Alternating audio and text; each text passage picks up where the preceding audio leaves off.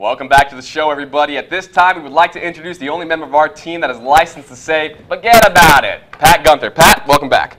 Well, Derek, I believe it's pronounced forget about it. Yes, of course. But that doesn't matter. Let's get into some baseball. After last year's record-setting season, the Fighting Tigers returned to the box Friday night to kick off the season.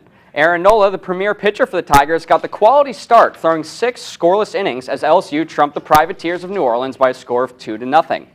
Moreover, Nola showed fans why he's number 1 in the rotation this season by recording 6 strikeouts and allowing only 4 hits on 81 pitches. At 6'1", Nola does not have the dominant size or the impressive velocity of many premier pitchers, as his fastball consistently lands in the 90 to 92 mile-an-hour range. However, Nola's off-speed pitches, particularly his changeup, devastated batters last season, as indicated by his 12-0 record. Additionally, Nola's control has proved to be his biggest asset, as he consistently paints the corners of the plate and the lower half with a deceptive two-seam fastball and an overpowering curveball.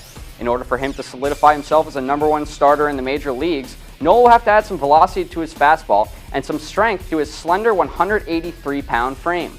But for now, his solid technique and impressive off-speed repertoire should be enough to put the Tigers in position for a shot at the national championship.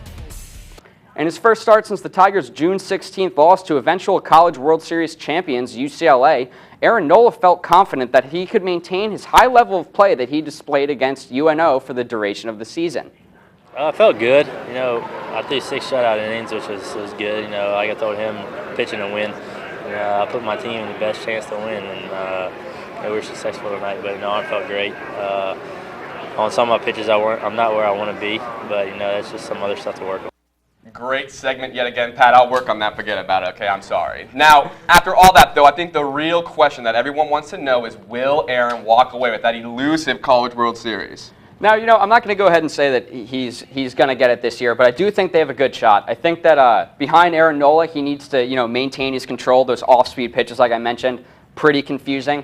I think he gets outs. He works the pitch count pretty well, and I think that's their greatest asset this year is their pitching staff, because they're so young offensively. Yeah, I'd say and the control, I think, is the biggest thing that really stands out for Aaron. Now, all that being said, with what would be called the premier pitching staff in the country, one of at least, what do you think this Tigers offense needs to do to back them up?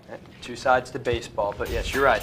We're going to have to look to our new major face of our team, Alex Bregman, who needs to continue to improve offensively. That's not giving him not discrediting his defensive skills, because they are great as well.